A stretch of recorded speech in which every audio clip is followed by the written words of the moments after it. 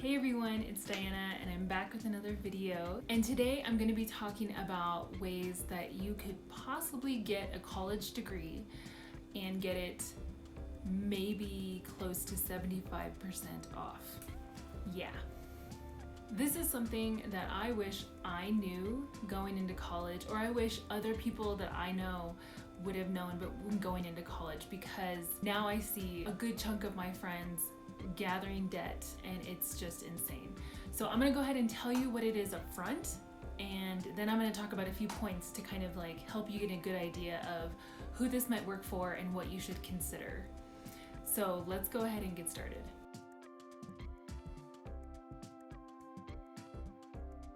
So here's the big secret that I feel like no one talks about, and it bothers me so much, is that if you are a full-time university employee, benefits eligible employee, you are eligible for a tuition discount. I did not know that. And as soon as I found out about it, I was telling almost every single student I was working with, if it made sense to them. Like, we talked through what it meant if you were going to choose this path or if you weren't. And so this is something that I just want to, this is why I want to tell you up front what the actual secret is, and then I'm going to go through who this might work for, who it might not, and other things you should consider. If you're new to this channel, thank you so much for joining me. I'm Diana. I am a higher education professional. I'm currently working at a private institution. I've also worked at public universities, and I have a whole background in education. If you want to check that out, you can definitely check out my website, and I'll link it below.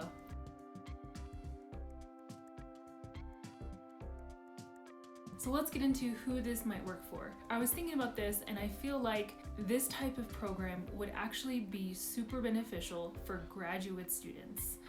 I say that only because graduate students tend to only need about 9 credits to be full-time.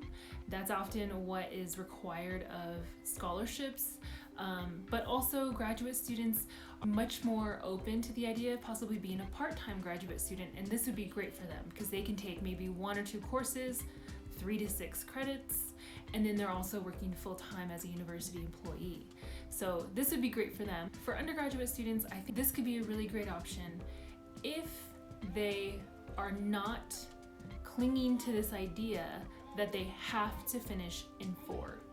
We're going to talk about that a little bit later, but this is who I feel like these types of programs might work for. If you are not fully immersed in this idea that you have to finish in 4, then this type of program may work for you. So who will this not work for? This will not work for if you are hoping to finish in 4, so I might as well just start with that. This will also not work for students if you already have funding that is contingent that you be enrolled full-time. So there are plenty of scholarships out there that will only provide you funding if you are full-time. So most often that's about 4 classes or 12 credits. So if you are full-time and your money is depending on that, that will be something you need to consider. This may not be a good option for you because you want to hang on to the funding you already have. The other group of people that I feel like this might be a little struggle for is if you do have other outside responsibilities. So if you do care for children or if you care for family members, this option could be really difficult because it requires that, of course, you're both doing school, working, and doing all those other things. Not to say you can't do it, but it's just something to consider. You'll have to think a little bit harder about your personal situation if you want to do this.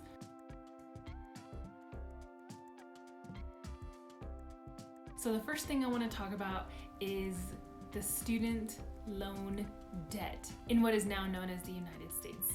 So as of January 2020, the student loan debt amount was at $1.6 trillion. That's a lot of money, and a lot of students, or even students who didn't walk out with degrees, are struggling to pay this back.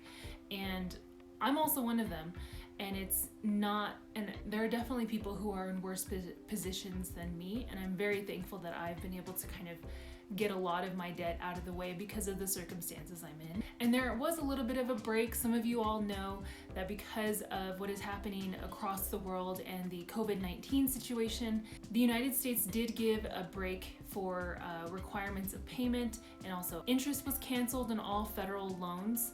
So that was super helpful. I know that because I finished my doctorate not too long ago, I was worried that my grace period was gonna end soon and that I was gonna have to start jumping into my loans this month, actually in July, because it's like 6 months after I finished. But fortunately, I have until September now, and who knows if it'll go on longer. And just to be transparent, I actually looked into my account for my loans, and unfortunately, I had accrued over my undergrad, my master's, and my doctorate. I accrued roughly $26,000. I bet you it's a little bit more than that, but about $26,000 in debt. Currently, my balance is around $11,000, so I've paid off a good chunk of that, and I'm still working to hopefully knock it out by the end of this year, but who knows?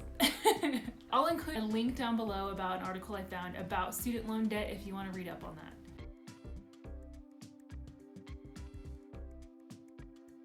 So now I want to talk about students who work while they're in school. So I found an article by Inside Higher Ed, and it was talking about how low-income students are much more likely to take on outside jobs during their college years as opposed to high-income students. And that makes pretty good sense, but it's unfortunate because it's another obstacle that low-income students now have to face. So in addition, this same group are often Black, Latinx, and female students, according to this study. So I'll link that down below if you want to read more about students who work during college. In another article I found by CNBC, 8 out of 10 students do work while they're in college. So it's not an uncommon thing for students to work and go to school at the same time. Often when I've worked with students, I hear that my students who do work during school, that they're forced to kind of manage their time to get their studying in when they can. They're much more focused and it keeps them out of trouble. And so I can see a lot of benefits to students who are working, but of course, if you have other struggles or other responsibilities and perhaps the stress of it is not something that you handle very well, this could also be something that doesn't work out great for you. It is a lot more difficult, especially at the undergrad level, because you are having a heavier load. So you're typically taking, if you're full-time, you're taking 4 courses. But if you are a part-time student, you may be taking 2 to 3 courses, and this could be something that works for you, while you also possibly work as a full-time benefits eligible employee, so you can get that tuition discount. So I know that I work in higher education, but I've actually never had to use this specific program, tuition discount program. I've always known about it, but I never used it because I actually have the Gates Millennium Scholarship. So I was always funded through that program and eligible to attend university for a great tuition discount, but I never used it. But I did work. So for my master's, I worked 3 jobs in addition to being a new mom. And then during my doctorate, I worked full-time at Northern Arizona University and was a full-time doctoral student year-round. So I was doing fall, summer, spring, fall, summer, spring. Anyway, so I also want to touch on this idea of finishing in 4. And so I know I mentioned that in the beginning, but I also just want to elaborate on a couple of things. I found an article in the New York Times, and they did a study that said only 41% of all college students actually finish in 4. And so I think that's something to consider, that we're often led to believe that every single college student is walking out in 4 years. That's just not the case. Myself, I took 5 years, and I was perfectly okay with that. I took my time, and I didn't want to feel pressured to finish any faster than that. So I'll link that New York Times article down below if you want to read into it. And also, like I said in the beginning, if you are at risk of losing scholarships that you've already accrued, definitely think about that, because you don't want to go under that 12 credit threshold or full-time credit threshold at the risk of losing funding, just so that you can work full-time and get the tuition discount.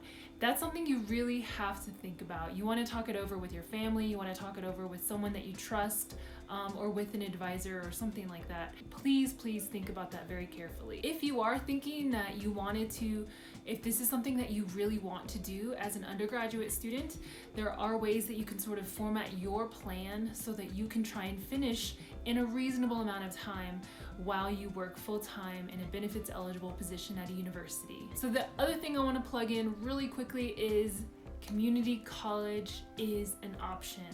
So if you have not considered community college, definitely put it on one of those short lists that you might have when you think about going into life after high school. I have another video where I actually compared the Ivy League institutions to community colleges, so if you want to check that out, I'll link that up here if I can. In that video, I talk about how community colleges or tribal colleges are an incredibly affordable option.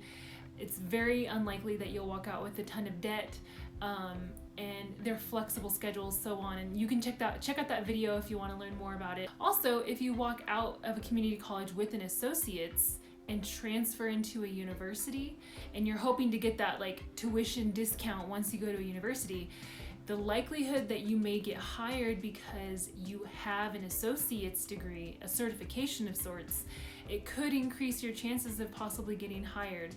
And at the university level, the amount of jobs that you could be eligible for will depend on your previous work experience, whether or not you have credentials. So perhaps if you have an associate's of some sort, many of these jobs are going to include things like being an assistant, office work jobs. You could also find, I've worked with students who took advantage of this tuition discount, and they were working as the maintenance crew. So they were on call on the weekends, and they were a full-time benefits eligible employee. I've met students who also considered working for like the landscaping aspects of a university. So you could be a full-time bus driver, a police dispatch per individual. So think about all these possibilities. Go and look at a university's employee website or HR website and see what kind of listings they have that you might be eligible for. I'll link a few articles down below about the topic of employee tuition discounts. I will also link a couple of sites that I found that are public, so they're not secret, but I will post them down below if you want to see what some universities say about their employee tuition discounts. They do list on there that these discounts are for not only for the individual who's working, but their legal spouse and their dependents. A lot of times they're only paying, like I said, 25% of what the actual in-state tuition costs are. And for the children of those employees, they're oftentimes getting a huge reduction in their tuition. Like I said, this doesn't exist everywhere. Some universities embrace it differently, so look into any university that you're thinking of working at. I know with the University of Oklahoma, I found an article that recently talked about how they're now embracing the employee tuition discount, and in that article it sort of outlines the ways that this is going to be beneficial to the institution. And so some of the reasons that they list are staff retention, so staff are staying longer because they're wanting to take advantage of these tuition discounts and take advantage of it also for their children. So staff are staying longer to use this program. If they are the person using the tuition discount program, or their children, we're finding that apparently those students are staying longer, so they're retaining into their programs year to year to year longer, and so that increases graduation rates for universities, which is always good. Those numbers are excellent for those universities, and that's something that benefits them on that side as well. And then also I think they mentioned something about how they're keeping in-state students localized to their area, so they're not losing their students to other states or to other institutions, they're keeping them localized. So those are just some benefits of the program, and like I said, I'll link that article down below if you want to read it. But that's all I have today. I hope you enjoyed this video.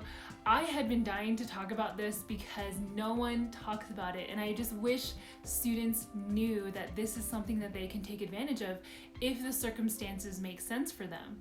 So I hope you'll take these thoughts into consideration. Let me know if you have any questions down below. Make sure you do your own research, talk to university advisors about these programs. I bet you anything they know about these programs too. So that's all I have for you today. I hope you have a wonderful day, and like this video if this was helpful. Comment down below, let me know what you thought, and I will see you all in the next video.